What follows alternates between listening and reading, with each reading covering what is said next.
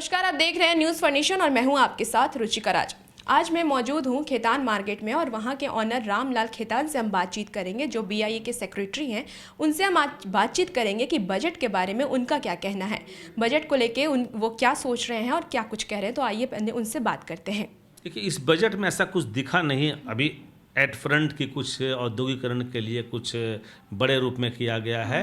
अब आगे विश्लेषण करने पर आए तो बात है, लेकिन ये बात तो सबके सामने है कि बिहार में करोड़ों लोग बाहर जाके रोजगार करते हैं, नौकरी करते हैं, इसलिए कि उनको तो जीवन यापन के लिए कहीं काम करना है। तो अगर वो हमारे राज्य में उपलब्ध हम करा दें तो उनको बाहर जाना नहीं पड़ेगा और दो समस्या एक साथ दूर हो जाएगी कि यहाँ का औद्योगिकरण भी हो जाएगा और यहाँ के लोगों को रोजगार भी मिल जाएगा।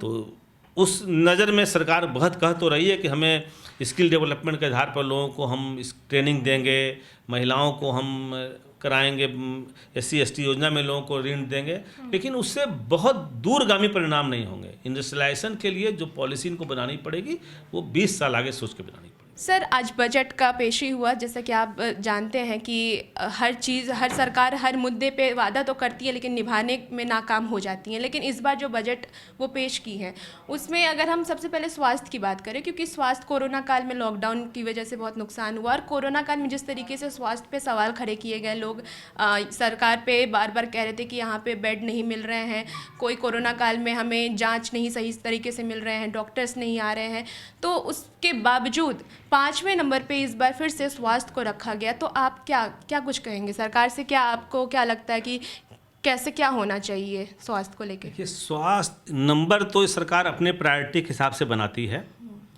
सरकार ने ध्यान इस पर दिया है और ये सबको मालूम पड़ गया है कि कोरोना के टाइम में किस तरह से लोग परेशान हुए और जो भी सरकार से संभव था सरकार ने लोगों को सहायता भी पहुँचाई। उस हिसाब से सरकार के पास हर राज्य हर ज़िले में स्वास्थ्य केंद्र है, लेकिन वो स्वास्थ्य केंद्र चालू नहीं है, वहाँ डॉक्टर्स नहीं हैं, वहाँ दवाई नहीं है। तो सबसे पहले उसकी ज़रूरत है कि जो भी उनके पास स्वास्थ्य केंद्र हैं वो पूरी तरह से चालू हो। आज सबसे बड़ा बिहार का PMCH है। यहाँ भी रोज़ शिकायत मिलती है कि लोगों को एक छोटी सी चीज़ रुई नहीं मिलती है, छोटी दवाई नहीं मिलती है। तो इन व्यवस्थाओं को करना जरूरी है। जो भी जांच की मशीनें हैं उसका महीनों महीनों बाद नंबर आता है, तो उसकी आवश्यकता है कि कैसे आदमी को बाहर जाना नहीं पड़े, यहीं उसका इलाज और इलाज जो अभी, और ये कोरोना टाइम अभी ख़त्म नहीं हुआ है, अभी ये सालों चलना है। तो उसको बहुत ही प्राथमिक, जान है तो जहान है, आदमी का सबसे पहले जान बचाना जरूरी है। तो ये मेडिकल सेवाओं का जो कमी है, इसको जो भी कमियां हैं इनको पूरा करना चाहिए और जो भी इनके हॉस्पिटल स्वास्थ्य केंद्र हैं वहाँ दवाइयाँ और डॉक्टरों की उपलब्धता सबसे ज़रूरी है। चलिए, आपने तो ये बताया। अब जैसे कृषि की भी बात कर लेते हैं, क्योंकि लगातार कृषि आंदोलन चल रहा है और किसान इतने कभी कभी ऐसा हो जाता है कि किसान कर्ज में डूब जाते हैं, उनकी हत्या वो सुसाइड कर लेते हैं। लेकिन इसके बावजूद सरकार 9वें नंबर पे किसान कृषि विभाग को रखी है। तो इस पर आप क्या सोचते हैं कि क्या सरकार को कृषि को, क्योंकि हमारा बिहार एक कृषि राज्य कहलाता है, तो आपको क्या लगता है कि किसानों के लिए सरकार को और क्या कुछ करना चाहिए? देखिए, चूँकि बिहार जो हमारा है ये कृषि आधारित राज्य है, यहाँ पर काफ़ी बड़ी उपज है और हम बिहार के साथ साथ भारत के अन्य राज्यों में भी यहाँ से सामान जाते हैं।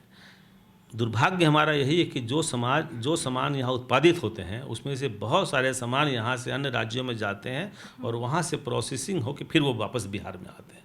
तो उसमें क्या कमियाँ हैं, इनको दूर करना चाहिए। उसके लिए भंडारण की आवश्यकता सबसे प्रमुख है कि वो सामान बन जाए तो रखा कहाँ जाए जिससे ख़राब नहीं हो। उसके लिए कोल्ड स्टोरेज हो, उसके लिए ट्रांसपोर्टेशन की व्यवस्था हो। तो अब सरकार ने नंबर क्या दिया है उस पर हम नहीं जाते हैं, लेकिन यहाँ स्कोप बहुत है और हर क्षेत्र में यहाँ काम किया जा सकता है। इतनी बड़ी आबादी है, यहाँ कुछ भी कृषि का सामान होगा उसका उपयोग होगा और जो हमारे पास इतना उत्पाद है कि हम यहाँ के राज्य के अलावा अन्य राज्यों को भी इसकी सप्लाई कर सकते हैं। तो जैसा कि आपने देखा कि ये कह रहे हैं कि अभी सरकार जो इंडस्ट्रियलाइजेशन की बात करे तो सरकार अभी जो भी काम करे वो करे, लेकिन अभी इसका परिणाम हमें नहीं मिलेगा, ये आपको 20 साल बाद इसका परिणाम मिलेगा। तो सरकार इस तरीके से काम करे। और कृषि और स्वास्थ्य की जहां बात कर रही हैं तो सरकार वादे तो बहुत कर रही हैं, लेकिन अब देखना होगा कि क्या वो कर पाएंगी, वो वादे पे खरी उतर पाएंगी। तो और भी ऐसे अपडेट्स के लिए हमारे साथ बने रहिए और देखते रहिए न्यूज़ फॉर नेशन। नमस्कार।